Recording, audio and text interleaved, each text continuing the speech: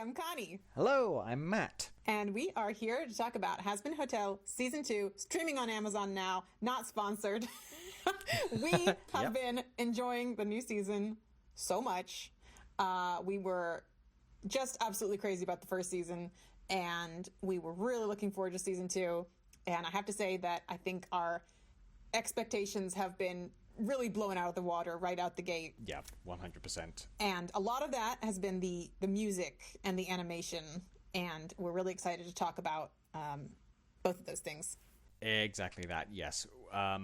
Since season 1, we have loved the songs, and we've had those songs on repeat, the entire soundtrack just going round and round, both on our Spotify accounts and just in our minds and our heads and our hearts and our souls. Just constantly in my head.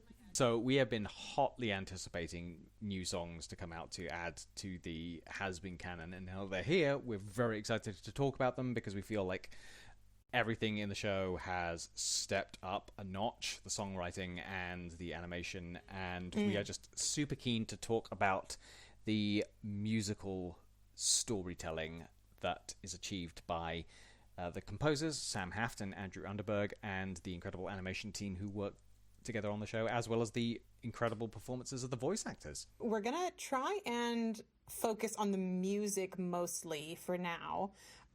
We are both composers and musicians in our own right. Matt a little more than me, but we definitely both like enjoy a good piece of music, and we are very much theater kids and musical buffs, and we would just like to...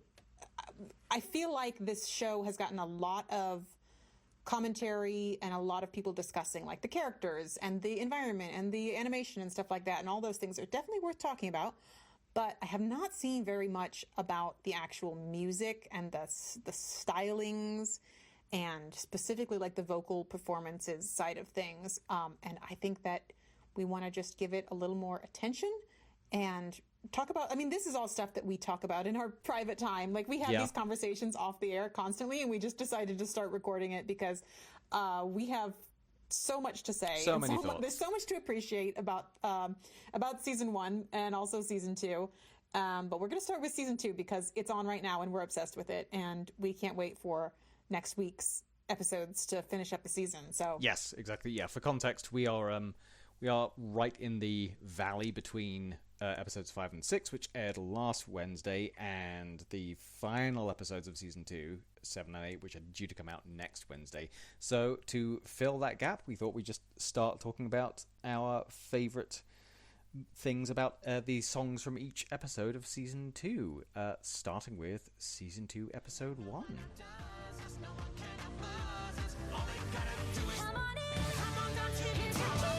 And see how great your afterlife could be. Okay, we're back. We just watched a little chunk of the first episode. We rewatched it together so that we could get a nice refresher. And the first song is, of course, Hazbin Guarantee, Trust Us. And so this is, I think, a really strong opening to the second season. I think it does... It's got like really high energy, and I feel like the Hazbin Guarantee part didn't immediately click with me. Like it didn't feel quite as strong to me as like Happy Day in Hell. But then when we got to the Trust Us part, I feel like that's what really settled in for me. Yeah, like, I think okay, this is the energy I'm really looking for. Because it's when the V's enter with their own perspective and their own like bid to win over the souls and the sinners of hell. That's when the whole song comes together and the whole opening of the season comes together, as it were. Yeah, because I think that what we've been experiencing for quite a while is seeing Charlie's side of the story and seeing, like, she believes that people can be redeemed. Again, we're not sure why she believes that. That's a question for another day. She doesn't seem to have any real evidence or... Pure optimism. It's just completely 100% fabricated. She fully lucked out that it's possible. We don't know why she believes that. Would love to get some more insight on that. But we've been seeing that for a while. We've been seeing like her optimism and her like, here's the hotel and everything's going to be good. And it's fun to now get a full, like a proper opposition to that idea. Like, Vox and the V's are, in the first season, they were kind of antagonistic, but they were mostly antagonistic toward like Alistair and Angel, and that was more like personal conflicts. But now they're being brought in as an actual opposition to the idea of the hotel itself, right? Like they are now on the side of like, actually, redemption isn't even worthwhile. It's not even worth your time. It's a very like, angel and devil on your shoulder kind of thing. Like they truly are like, hell's actually great. Let's all stay here and do what we're doing, and don't pay attention to the hotel people because they're wasting your time. Yeah, and that actually, it's interesting the way I think that the song does such a beautiful job of setting up the different motivations and also the different dynamics and the different potential appeal of both parties. Something I noticed listening back to the song and watching it again this time, and that I really liked, is how chaotic and how dysfunctional the Hazbin Guarantee part of the song is, because Charlie's trying to like put on this cheerful front and sort of G people up for the idea of coming to redeem themselves at the hotel, at the same time that she's having a mini breakdown over not knowing what the fate of Serpentius was. And then we're also getting like at every second, like the song keeps getting like undercut as she's like singing this like really optimistic, beautiful melody. She keeps getting undercut by everyone arguing over each other and bickering and yelling at each other, blowing things up. It's blowing things up. No, I can't make a Mai Tai. Because the what's interesting is that the V's are clearly a very well-oiled machine, and they are fully embracing the environment that they're in and the talents that they have. And whereas even though Charlie's trying to be very like optimistic and very positive and trying to like help people, she is actively trying to kind of sweep everything under the rug. Like she's trying to be like, don't pay attention to all the holes in the walls, and don't, ignore the fact that our bartender is like super mean, and ignore all the like bugs and nasty stuff. Like, don't listen to Nifty, just ignore her. Like, which is kind of unfair, and is kind of she's really not being honest about what the actual situation is, and I think that that's gonna come back to bite her. But then interestingly, neither of the V's, just like for very different reasons. I like the fact that she, like all throughout the song, Charlie is trying to pitch Baxter on coming to stay at the hotel, but obviously doing a terrible job because, as you say, she's so messy and she's clearly suppressing things and sweeping things under the rug and not doing a great job of presenting any form of coherence or any form of actual plan as to how redemption is going to work. No, absolutely not. Absolutely not. To the point where as she's trying to like cheerlead people, everyone starts getting turned off. On the flip side, the V's, exactly as you say, like present this like incredibly well-oiled, well-coordinated front, but where Charlie is like at least genuinely trying to welcome Baxter in and wants to, and the whole point of the hotel is for his benefit and for the benefit of any sinner who wants to be redeemed.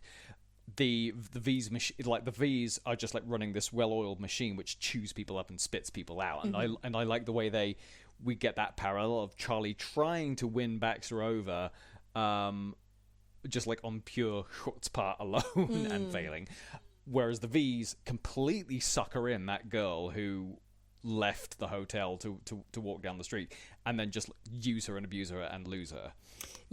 It's a great way to completely set up who these different parties are, how they're approaching things, what they're all about. Yeah, it's really setting up the stakes. Yeah. The stakes and the consequences, and the like. Maybe Charlie's dream and Charlie's idea is a difficult, long path, but we now know as the audience that it is worth it. theoretically, again, if they can figure out what it is that makes that got Pensius up to heaven, then it is theoretically worth it. Of course, they don't know that at this point in the story, but you know, it's also like the V's don't have any information to go off of other than like make the most of the time you have while you have it. And yeah, I think it's a good introduction. It's particularly a good introduction to like the V's kind of new dynamic and the new arc of this season. I think it was a really strong opening to get you like really on board with, oh, these guys are going to be more important this season. This is fun. This is high energy. This is like, we're seeing a lot more behind the scenes stuff of like how their dynamic works and how their, you know, media machine works. Yeah, absolutely. Yeah, exactly as you say. Like their half of the song is like really like a reintroduction to the beat, because in season 1 they were there as sort of like a background force of like, these are the general forces that are operating in Pentagram City in Hell, and these are the they were more. Yeah, exactly. And they were more there as examples of the kind of forces that like Husker and Angel and everyone were working against, like how Hell usually operates versus how Charlie's trying to run the Hazbin Hotel. And also they existed mainly, and Vox in particular existed mainly as so like color and foil for Alistair as well.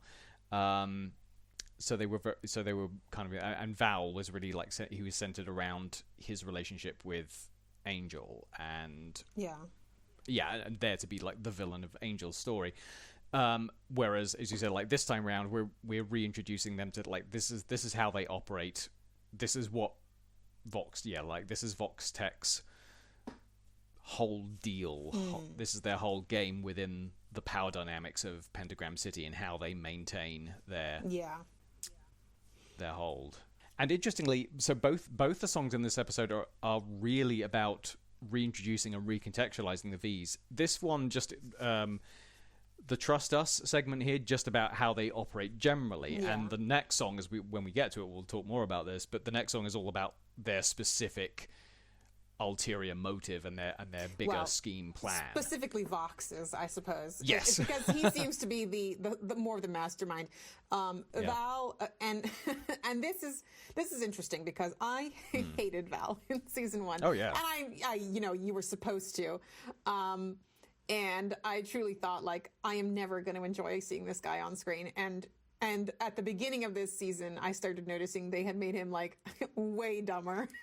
And it started tickling me that I was like, okay, he's kind of funny though. it's kind of good. It's honestly, it's a surefire way to make a character more appealing. It's just like turn them into the biggest dum-dum that has ever graced our screens. I can't help but laugh, and I kind of hate myself for laughing. Yeah. But I have to give them credit. They are making him a more fun character, and they're just not showing us the abusive stuff that he does. Also and there's a lot less of that so far. I don't, who knows how that's gonna go. But it also it doesn't feel untrue to the character, because like the times that we saw him before, it was always around Angel, and it was always within that context of like Val was like the strong player in that, both in that specific relationship and also the environments in which we're seeing, because we were seeing him in his film studio that he runs, which shoots movies of a certain proclivity, and we see him in the nightclub as well, again where he's in a position of power. This time we're always seeing him around Vox, and so Velvet. in which the dynamic is a lot more playful and a lot more like low stakes, and it's refreshing. But like if this had been how we were introduced to him, I do think it would be a very different setup for the character. Entirely. But yeah, I am genuinely enjoying seeing more of Val against my better judgment. Yes. Well, I mean, because like all three of it's interesting. I think both Val and Velvet. It's like I liked Velvet well enough in the first season. Velvet was funny. Yeah, she was kind of cool. Well, yeah, and particularly because she gets such a fun song and such a fun moment against Camilla in the meeting of the overlords. And she gets to like walk in and stir up trouble, and it's a lot of fun how she does that. She has great energy. Yeah, she has great energy, but I like her more in the same way that I like Val more, because now she has Val and Vox to bounce off, and just like the dynamic between those three is so much fun, because they are they're like siblings who are just like constantly being mean to each other, but like they also live together. Yeah, exactly. And it's like when they need to, and for their own mutual benefit, they are very great at working in lockstep. But there's also like a lot of personality clash between them. And that's a lot of fun to watch. And you know, we'll get to this later, but getting to see Velvet and Alistair interact is just bringing a huge smile to my face this season also. It suddenly strikes you how much, like, everything else aside, these two would get along just so well. They really should. Because, like, they should have teamed up in the first place. Yeah, well, because that's the thing. Because I think like neither of them sort of like feels like they would need each other. Like they wouldn't be like trying to get each other's approval, and I think that's what they would respect about each other. Yeah, it's great. You pointed out something actually, like right at the ending of the song, when you said like, "Oh, well, it's really more Vox's plan than anything else," and you're right, because that just occurred to me. Is again, that is something that's setting up right from the go what is going to be a very important thread in this season, which is Vox's ego and how that potentially undermines what his plans might be with the V's. He's his own worst enemy. Yeah, exactly. So like right from the get-go, that little crack in their dynamic is right there from the beginning, and that's something which is going to which Alistair will use. His line at the very end is "Trust me instead of trust us," and it's played for comedy, and you know it's it's played, obviously it rhymes with, you know, the rhyme scheme that they're going for, but it works really well as just a little introduction to Vox, maybe thinking about himself a little bit more than the group dynamic, you know. And I think it works really well. It's subtle, it's funny, and it's a very good picture of kind of who Vox really is. Yes, completely. Oh, and I also wanted to mention the animation at the end there, where you know, Charlie's going, "That's the Hazbin Guarantee," and Vox in the visuals, he does his little like screen push, which which is a callback to season 1, where him and Alistair were sort of fighting over screen time. Oh, I didn't even catch that. Yeah, he fully, like, he loses that fight, right? Like he Alistair manages to kind of outsmart him at every point in that song. But also in the visuals, like, he keeps trying to, like, push the screen back on Alistair and fails. Well, I was going to say, which is deeply ironic given that he is the TV guy. Like, so you think that, like, he would be like the king of visual wipes, but no. Alistair is managing to visual wipe the floor with him. Yes, exactly. But yeah, I saw someone pointed out, in this season, he has that little screen wipe moment, and he actually succeeds in pushing Charlie off the screen. And so it's like, oh, is he, this feels like just a really subtle little, like, oh, he's a little bit stronger now. He's a little bit better. They've refined their thing. And I liked that a lot. Although, I mean, it could just be that he's stronger than Charlie, you know, which I don't know is true, but it's certainly like a little, I mean, it's a little hint. Possibly psychologically and emotionally stronger. You know what I mean? He's definitely psychologically stronger than Charlie. He's got a little bit more self-belief than Charlie has. He's a little more confidence. He's all confidence. That's all Vox is confidence. Oh yeah. And that's why we love him. Yeah. Love a confident villain. Other musical or lyrical things that we love about this song. This is something that I was just going to. It's just such a tiny little thing. I just really like the sort of fade between the checking in that which strikes this like great sort of like gospel clapping rhythm, which then segues really subtly but beautifully into a similar sort of like dance hall beat for when Vox comes in, like the bass line just like subtly carries the whole thing through, and it's just a really slick transition that I really like, because it's a great way of eliding from one musical style to another. Yeah, and that's something that I really appreciate about this show's willingness to, or I guess the music writers' willingness to like put in stuff that makes it less less radio friendly, like switching between styles, switching between tempos, like that little fade out where they fade out of that song and then it kind of starts in with a new song is such an interesting thing to me, because when I'm, in my own music, I have a lot of trouble putting myself in the mindset of like, what would advance this?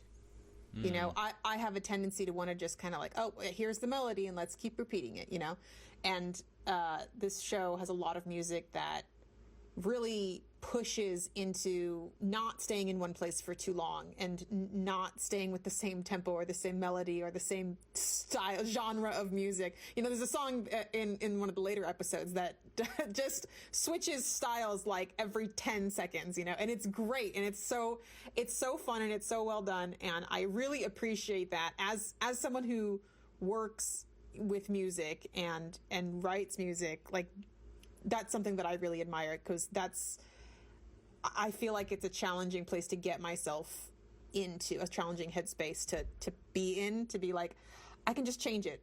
Let's just do something different right now, Yeah. And I think the show handles it really well. I love it because every stylistic choice clearly has a lot of thought behind it, in terms of it, like it's aiming very deliberately to characterize a place or a character. You're right in that it makes the show and the musical sequences, it makes them feel very in the moment. Do you know what I mean? In terms of, it doesn't stay in one musical place just because that's how a song gets written. It actually steps outside and says like, well, no, hang on, where's the story moving to next? Because the music goes along with the story and the character, rather than the story or the character having to stop in order to make room for the music. Which I think works really nicely. So as you say, it gets written. There's a lot of sort of like rock opera style writing where they're just like extended sequences and scenes, as opposed to necessarily tying everything up into a neat little standalone song. Yeah, and especially because this show plays around with different musical voices for different characters, they kind of don't have a choice but to switch up the style of the music sometimes. Like they've almost backed themselves into a corner, but like in a good way. We're like, there's kind of this expectation that each character has their own kind of styles and their own kind of rhythms that they're singing in, their own voice.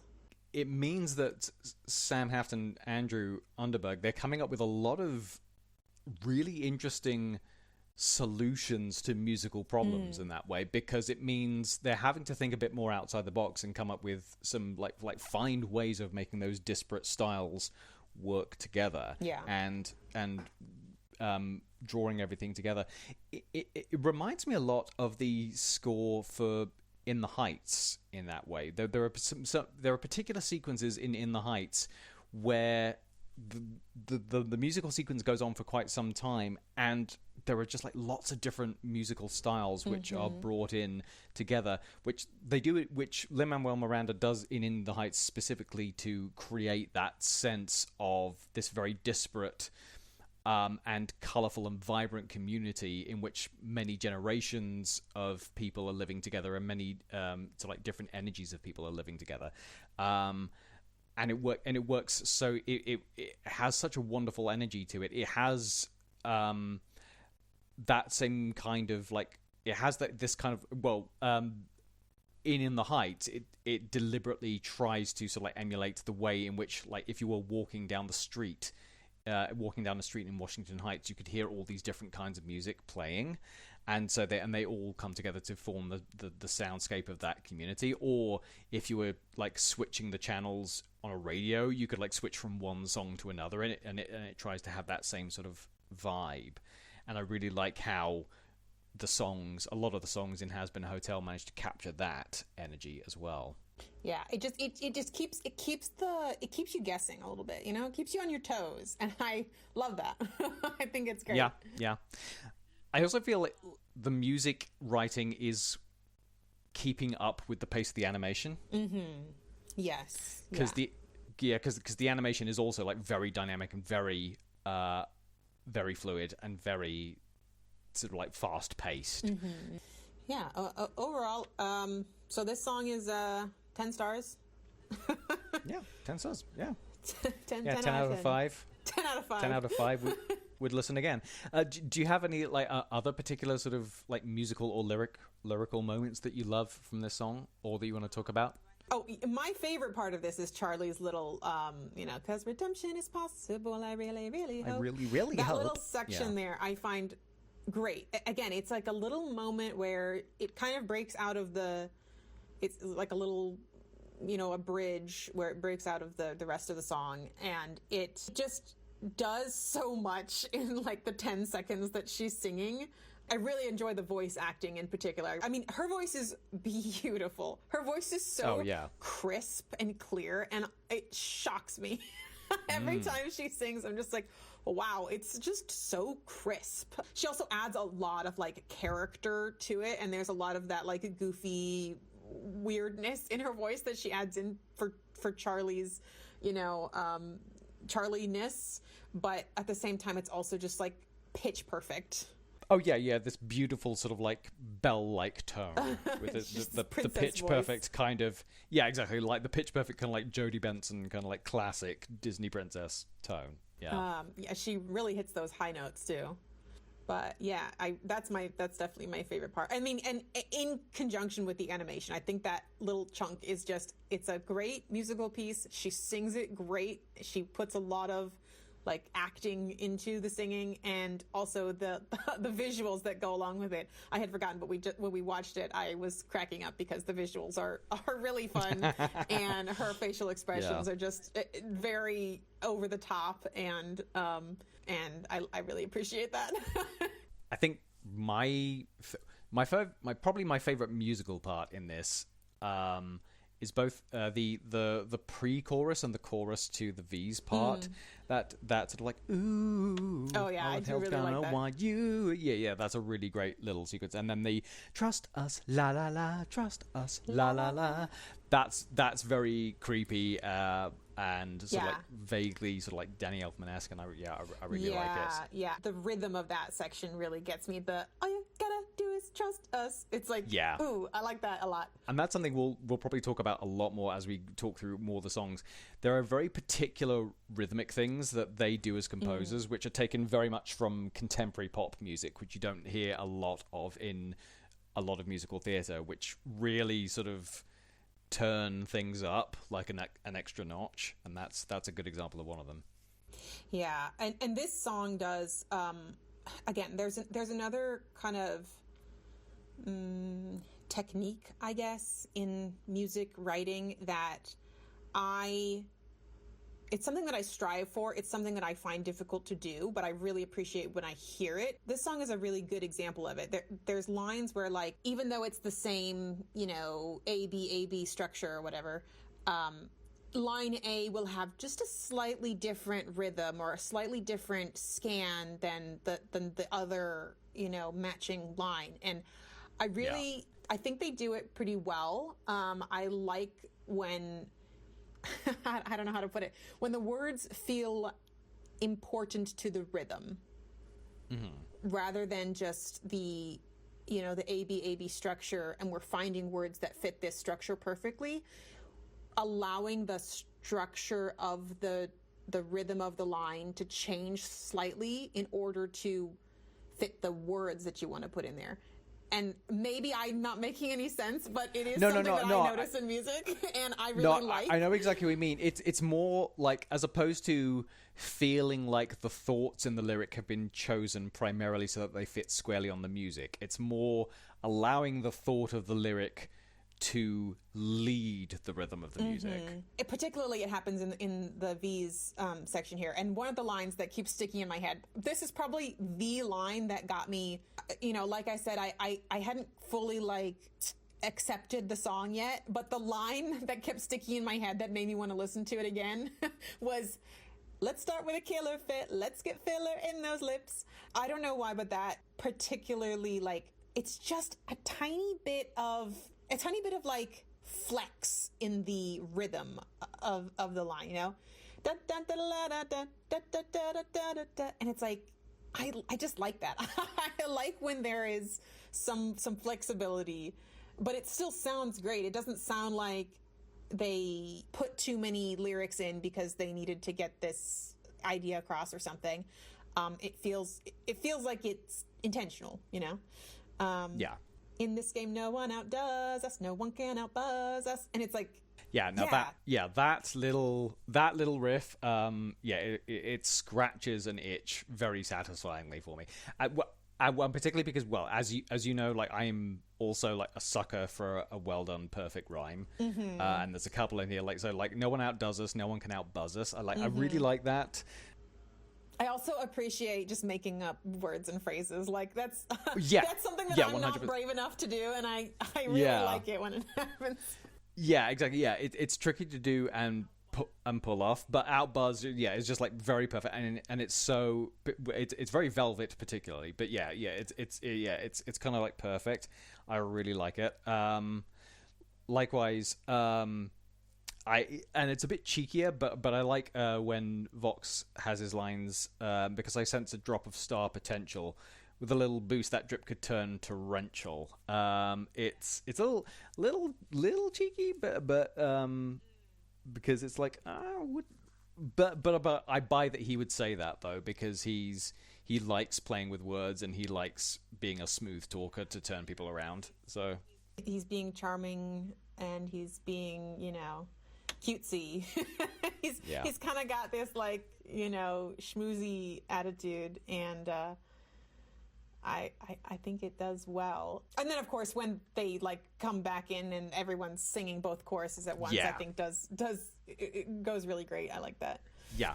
Yes, yeah, particularly, I was just thinking, particularly the sort of, like, the mashup of, come on in, come on down to the tower, that little mash is just like, oh, yeah, that's very satisfying. I like that. Again, like, I was not super certain if I was going to like the music in season 2, and I was like, this is okay the first time I heard it, and then by the end of the week, I was doing just nonstop singing this song. It grew on me so fast. Because of the way in which this song starts, for like the first little bit of the song, it risks sounding like, oh, this is like a slightly poor cousin to Happy Day in Hell, because it's striking a similar tone, but then it quickly moves, like, even in Charlie's sequence alone, it moves on to new places. Yeah. And then you're quite right. It's like getting to listen back to the entire song, like knowing where it's all going. It's like, oh no, actually, it's doing something very different, and I really appreciate that.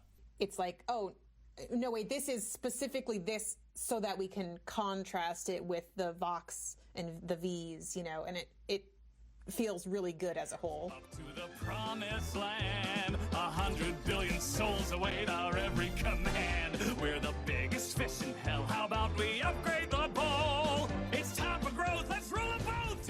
We just came from watching the last half of the first episode of season 2. Once we get up there is the other song in this episode, and it is, I think, my favorite song of the season. Yeah, but as I say, you've already gone on record as like calling it and saying this is your song of the season. I really like this one, and I really like, particularly, I really like that there's a callback, a reprise to this song later as well, and I really like the reprise as well. But I love the tone of it. I love how it's such a fun song, and it's got so much like soul and so much energy, and it's like, it truly is a very like aspirational, like, hero song of like, we're gonna do it. We're like, it's a kind of song that you would expect Charlie to be singing, it just happens to be sung by the villains of this show, and I really love that. Turning it on its head a little bit. And I just think it's got, honestly, just hearing Christian Borle sing, I really like his voice. I really like him as V. Yeah. Just beautiful. I feel, we're going to have a lot of things to say about Christian Borle's performance throughout this season, I think. Yeah. I mean, he's really shining this season. So, did you... my first encounter with Christian Borle was when he was in the original Broadway cast of Legally Blonde. I have no experience with him at all. I had no idea who he was until Hazbin Hotel. But I loved him in the first season. Well, you kind of knew him because he was in that musical skit from that one episode of Gilmore Girls, right? Because he's in that with Sutton Foster. When they're doing the whole Stars Hollow musical. That's him.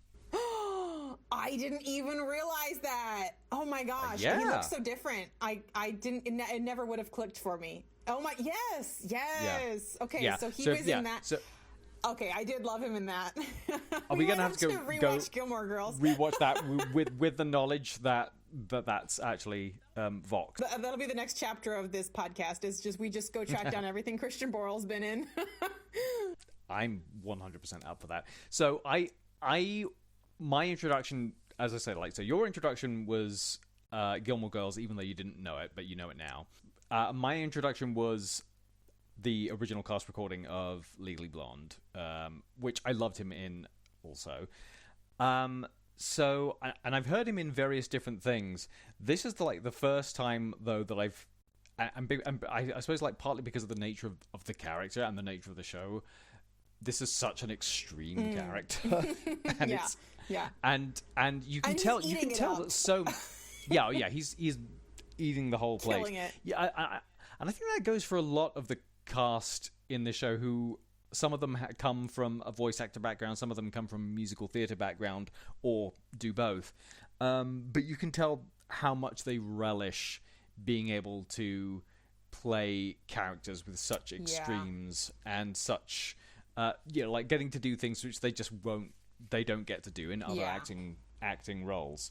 Really letting loose and just getting to play a character, not like a person, just getting to play this unhinged monster, which is what most of the characters in this show are. Yeah, and I think this song exemplifies one of the things that is so charming about Vox and about Christian Borle's performance as Vox, is that he is such a performer. He's such a showman, which is, of course, his whole shtick, and that's how he makes his living in hell, and that's how he gets power in hell. Just before they start singing this song, he drops the little nugget that he used to... Well, he doesn't use the word cult. He specifically avoids the word cult. I didn't notice the first time. I thought he called it a cult, but Val did, and he's avoiding that term. So I'm curious as to what what his organization actually was.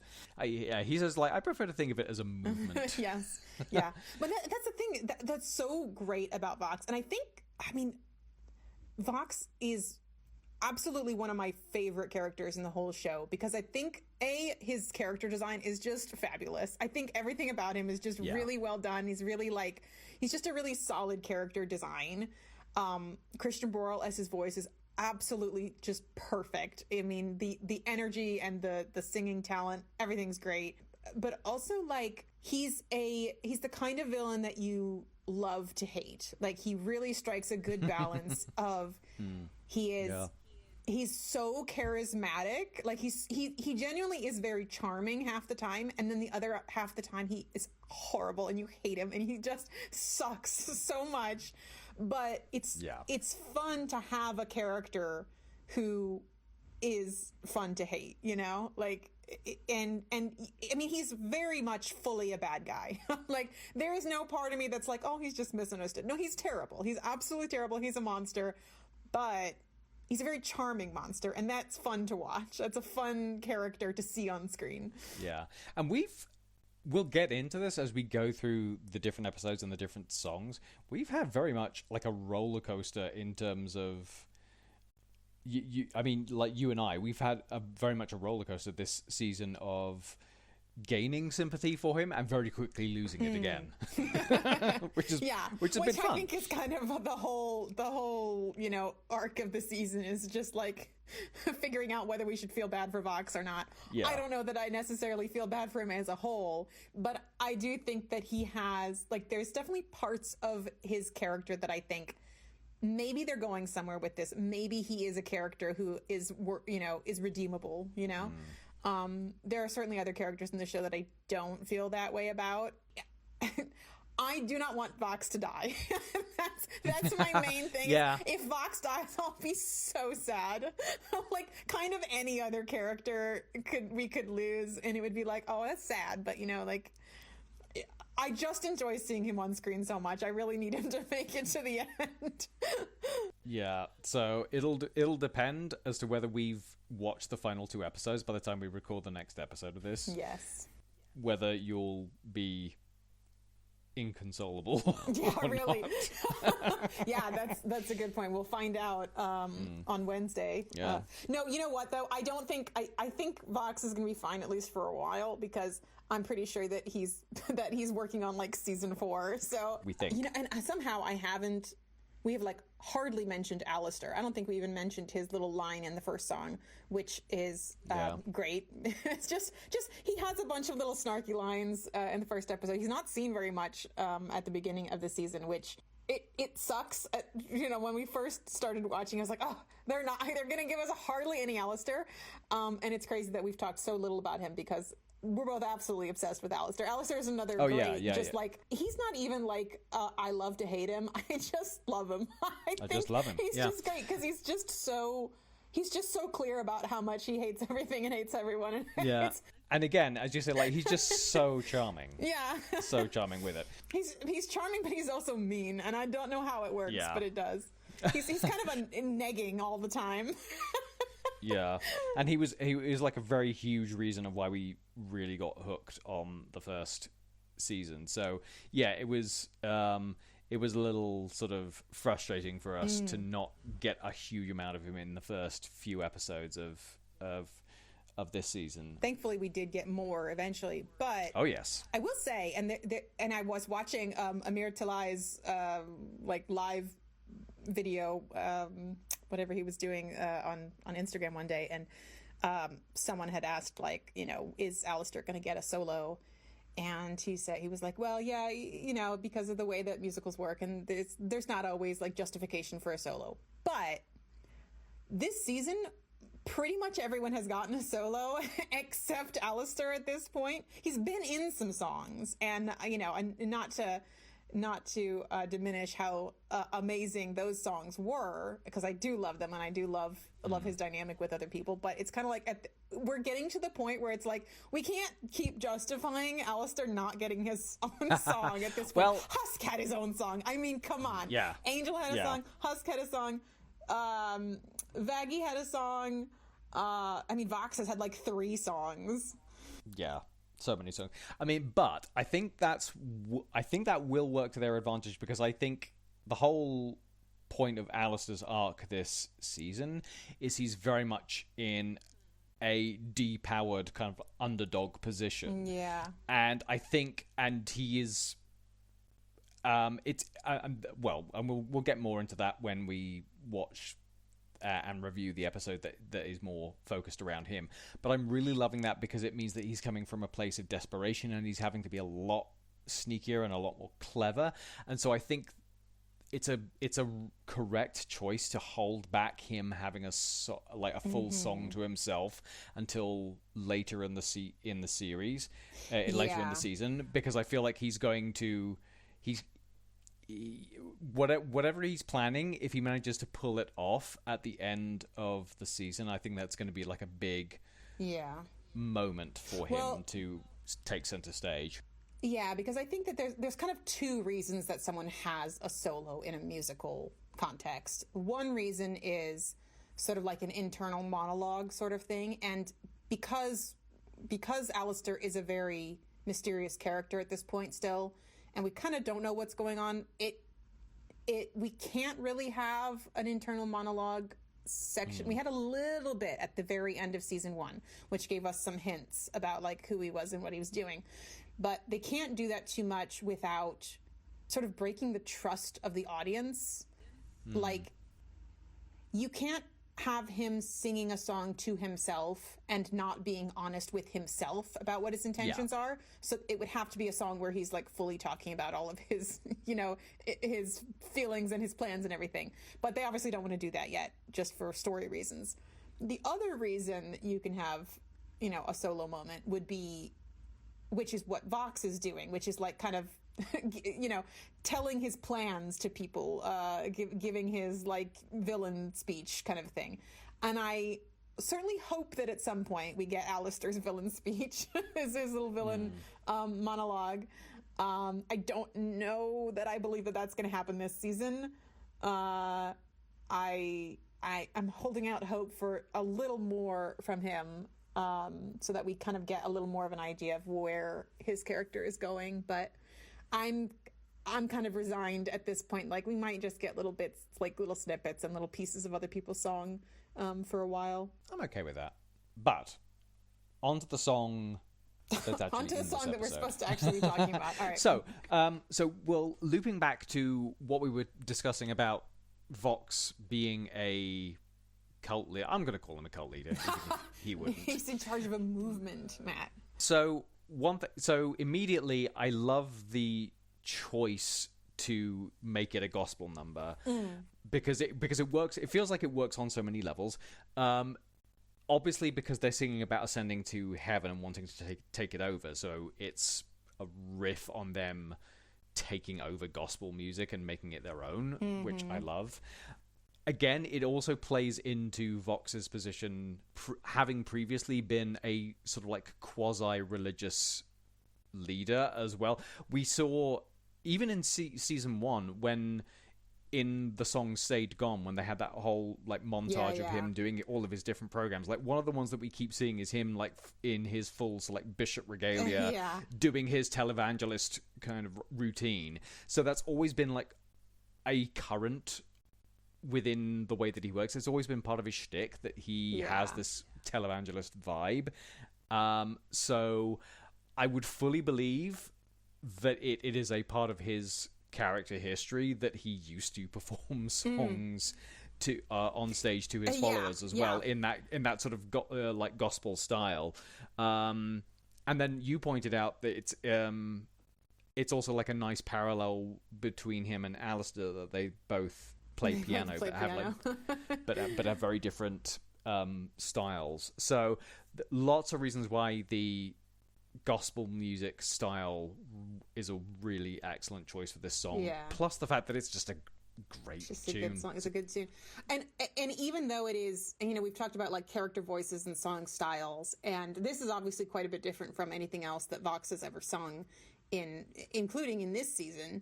But it doesn't strike me as odd, because it does fit his MO so much, that he would be singing in a very like aspirational, quasi-religious kind of, you know, soulful style, because again, he sees himself as the hero. This is a hero's song. Yeah. This is fully a like, you know, we're gonna get there someday.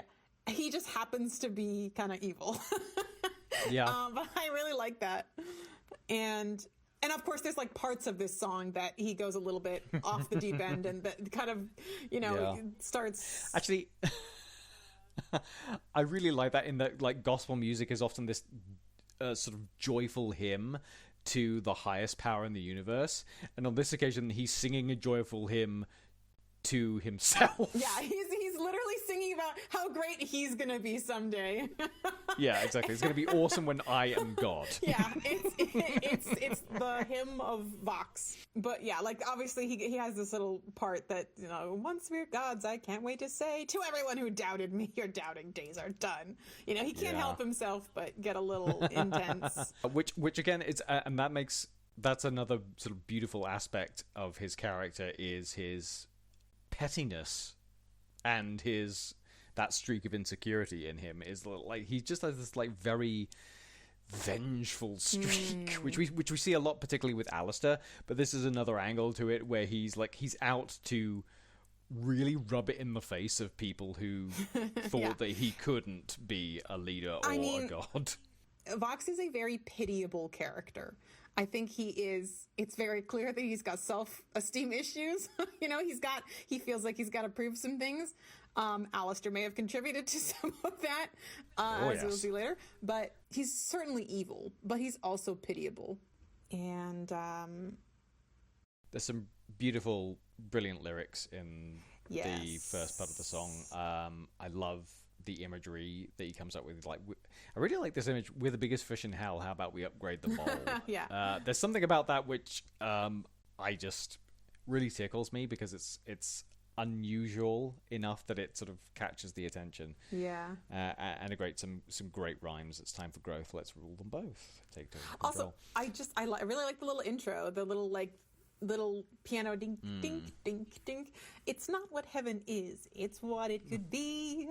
And that little intro, it's so menacing, but it's also very sweet at the same time. And then we go into this really uplifting, beautiful song, but the lyrics are quite threatening, Yeah.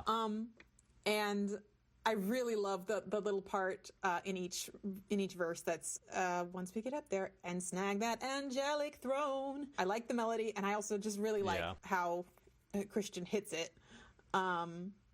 But I wanted to say this in the last part of the song. There's the line, "Once we get up there, the shining kingdom of God," which I think is the first time God has ever been mentioned in this series. Yes, even in a vague way. And that, to me, struck me at the time. I was like, oh, is God a character in this universe? Is God a character in the show? It feels like they sort of avoided it very carefully in the last season. And what animal, plant, or object is God going to turn out to be? And I was kind of the opinion that this universe didn't have a specific God character, that it was more oh, we've got demons and we've got angels, and there's kind of a more of a political hierarchy kind of a thing going on, rather than a deity specifically.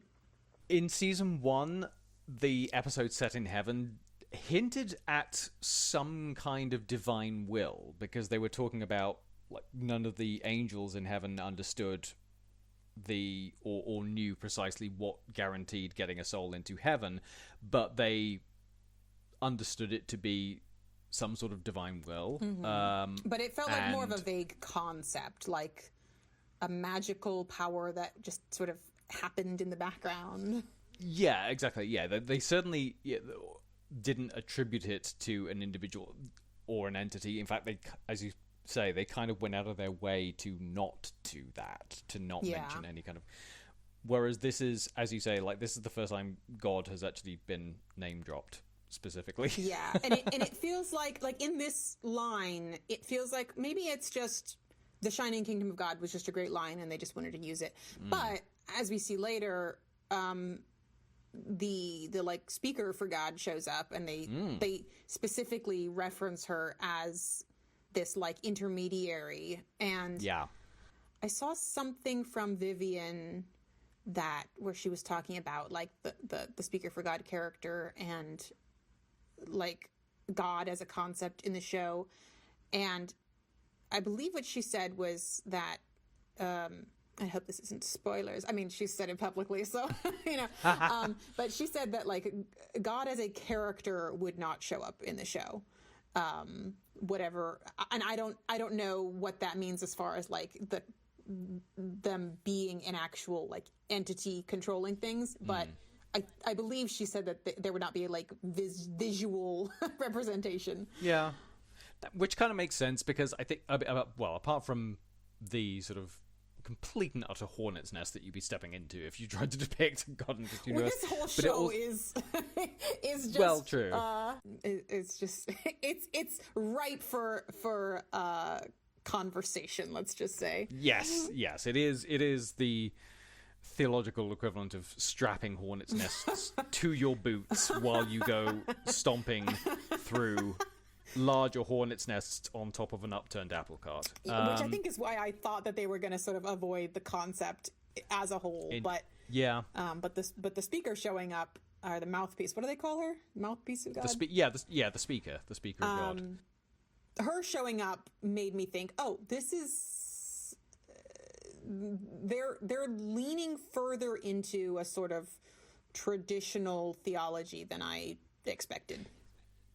And it'll be interesting to see if she ends up being the highest hierarchy, or the highest of the hierarchy in that sense, that actually makes an appearance within the show. Yeah. But I was going to say, like, it makes sense also from a narrative point of view to not have the divine authority of this universe show up, because all of the questions and all of the conundrums that they're grappling with are more powerful and more meaningful, I think, if they are in a universe in which they have just been left up to their own devices and they've got to work it out. I think, though, I would appreciate, as a viewer, I would appreciate knowing whether or not the characters have encountered these higher powers. Like, how much do they know? I think I would be satisfied with just knowing, like, whether or not Lucifer actually, met these higher figures, these higher powers, and like I feel like that would contextualize how they're seeing the world, because we as the audience are kind of like, does God exist in this universe? And it's like, are the characters also confused about that? Or is that just us? Yeah. Have we been denied that information? Yeah, it's like when Vox says the Shining Kingdom of God, is like, okay, is that just because like he used to be a preacher or televangelist and that phrase exists in his lexicon? Or does he know for a fact there is a God? Yeah, exactly. Does he actually think that he's going to go to heaven and fight God? Like, is that his idea? Like, punch God, yeah. Because that changes how I see Vox. Like, if he doesn't believe that there is a supreme power up there, then his arrogance and his self-confidence is a little bit changed. It's a little bit different. True. But if he actually thinks like there is a God and I'm gonna go fight him, that's a different story. That's a different Vox. I really hope that's exactly what he believes.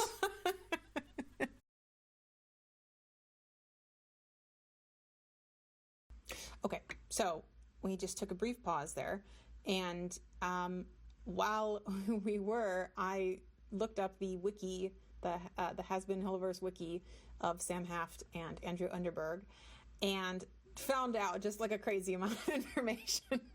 There's so much going on here, and I feel like we might have to just cover this more in depth on another episode. But yeah, apparently, so they worked on a song in Hell of a Boss, and then they started working together on Hazbin Hotel.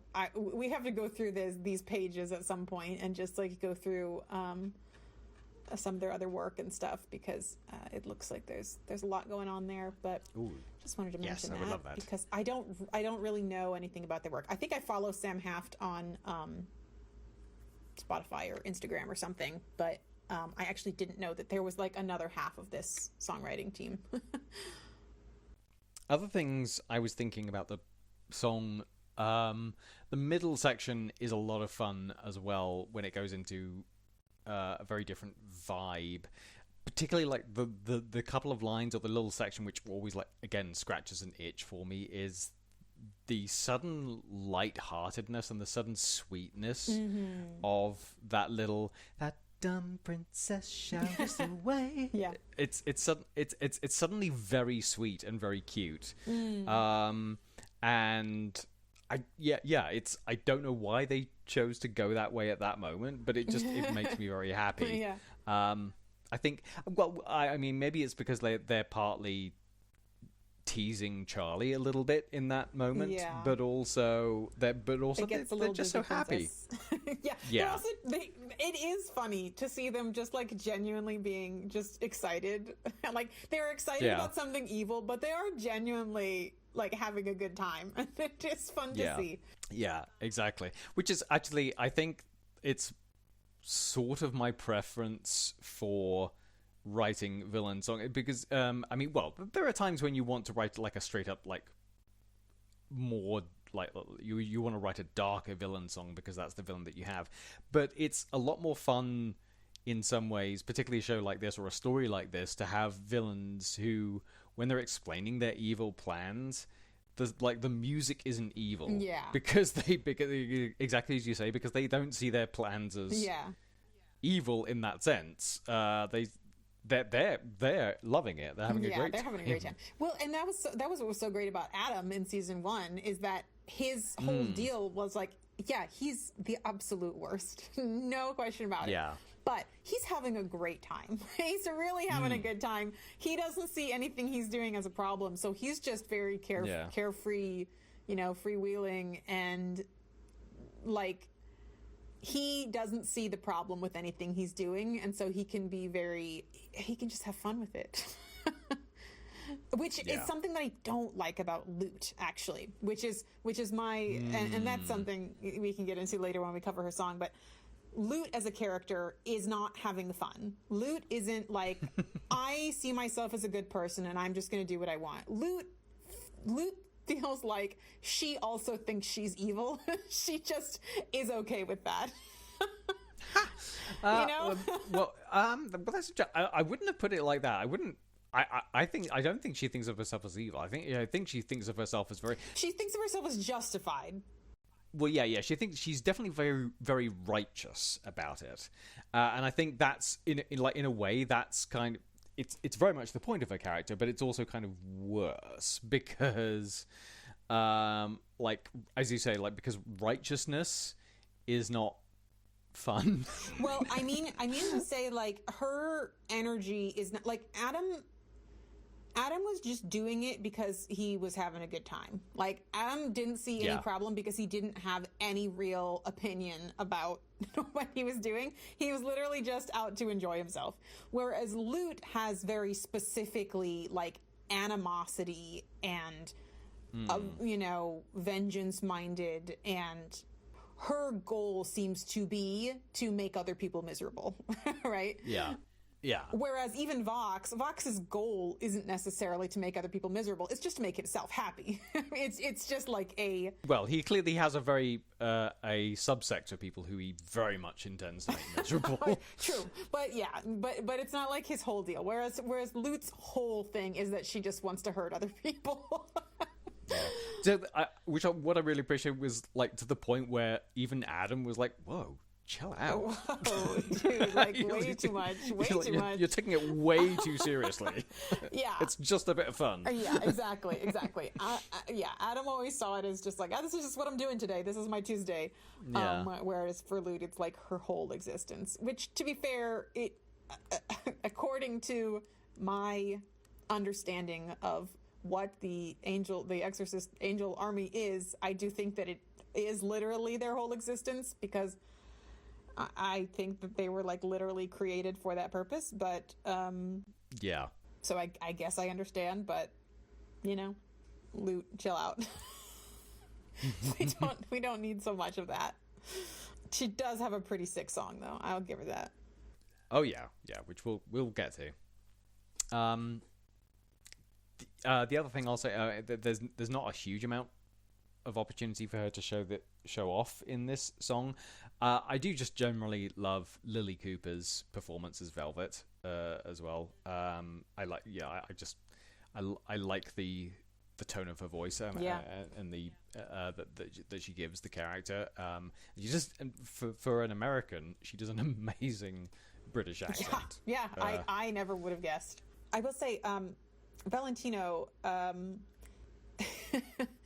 feel like they kind of do him dirty because from the very short snippets of his voice that I've actually heard where he's actually singing, he does seem to have a nice voice, but he almost never has a real strong singing moment, which is interesting. Even in this, he's just doing kind of talking instead of singing most of the time. Yeah. But yeah, I'd be curious to hear more of his voice and kind of see what he's got Oh, and of course Vox has his little, his little outburst at the end there. He just can't keep it together for like more than 3 minutes at a time. He really can't. He's just got to get his thoughts into the world, Yeah, which again, I love the complete lack of subtlety about it. Yeah, but the lack of self-control, while also being like one of the most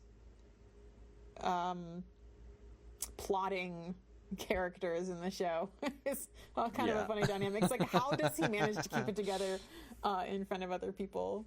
Yes, it's like it's like, imagine if the Emperor from Star Wars was like just like was like, oh, I'm afraid the shield will be quite operational when your friends arrived because I made it be and I'm going to kill them. Yeah, really. We like, yeah, we get it. Yeah, we got it. Yeah. Yeah. Yeah. Anyways, I really liked this episode. I thought it was strong. And I am very excited to talk about the rest, and I'm very excited for next week's episodes. Yes, absolutely. But next time on this podcast, we are going to dive into the songs in episode 2 of season 2. Yes. Which has a very interesting variety of angelic voices of all kinds letting loose. Which will be exciting to dive into. And also the first episode where they've had 3 full-on songs. Yeah. What are the songs? It's Gravity, Sarah's Confession, and Like You. And Like You, yes. Yeah. The big fun pop number in between these other really mellow songs. Yeah, so again, like a huge variety, and and all of them full-blooded, full-on songs. Yeah. So again, I feel like again that feels like it was a consequence of like the bump up of funding into the show, because they sort of pushed further to say, well, let's have more musical numbers in the show. It always feels crazy that like even 2 songs in an episode feels like it shouldn't be able to fit that many, because these are like 20-minute episodes. Yeah. And to have 2 or 3 songs in an episode, it confuses my brain. It makes me feel like, am I like missing chunks of time in my life? How are they fitting this much content into 20 minutes? That's always what the writer of a musical wants to hear, is like, I came away from this convinced that I had blacked out and was now missing periods of my life. It's just so packed. It's so packed with stuff. It feels impossible. Well, again, it's because they make very smart choices in what they choose to musicalize for the most part. Well, yeah, and that's like one of the things that I most appreciate about this show is that so this is a conversation me and Matt have a lot, where my biggest issue with most musicals, like 98% of musicals, is that they let the song linger too long. There's not enough editing, because especially with live performance, they're trying to hit a 2-hour mark or whatever it is nowadays, and it's always too long. And I really appreciate a song that gets in, does its job, and gets out, and leaves you wanting more, rather than a song that goes on for like 3 reprises too long. And this show, I think, because the episodes are so short, they kind of have no choice but to get in and get out. But I think that really helps make the songs really like they just hit the nail on the head really solidly. Yeah, it 100% helps. I think, exactly as you say, when you give writers a very strict time limit, then as you said, there's no time and there's no room for prevarication. You have to get straight to the point, and the song can only be as long as it absolutely has to be. I think it always makes it better to have more editing. Yeah. Frankly. Yeah. Really keeps the pace snappy, because you're quite right. There are this is one of, even as someone who loves musicals, and I'm a lot more forgiving, I think, than you are in terms of like how long I will allow a song to go on. Allow it. Yeah, but even like particularly with sort of like older musicals, like from sort of like the 1930s, 40s, 50s.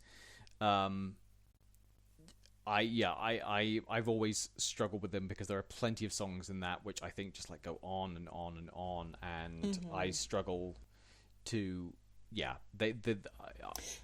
especially if they're not moving the plot along. Yeah. There's no like actual information or exposition or character building or anything.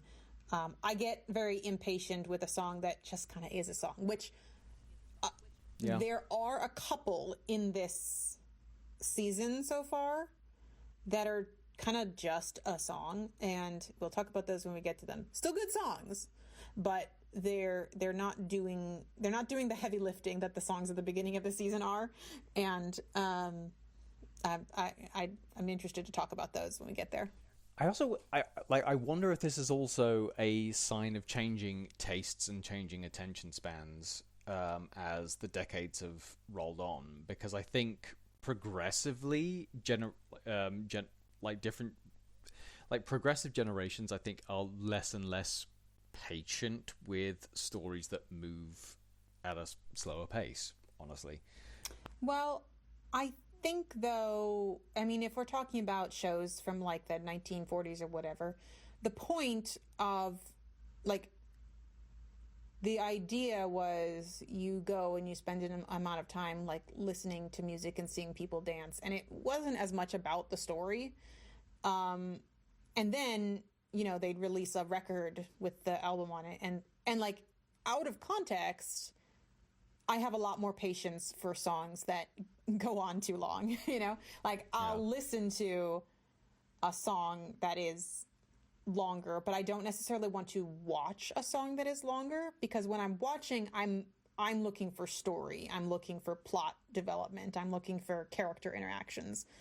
And there's a type of song that does that, and there's a type of song that doesn't. And I prefer to watch a show that has that depth to it.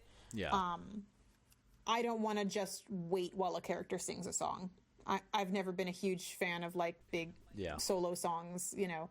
Les Mis style long monologues are just kind of not, they don't do anything for me, because even if the song is really beautiful, it's just like it's not advancing the plot. Like we want to get to the story.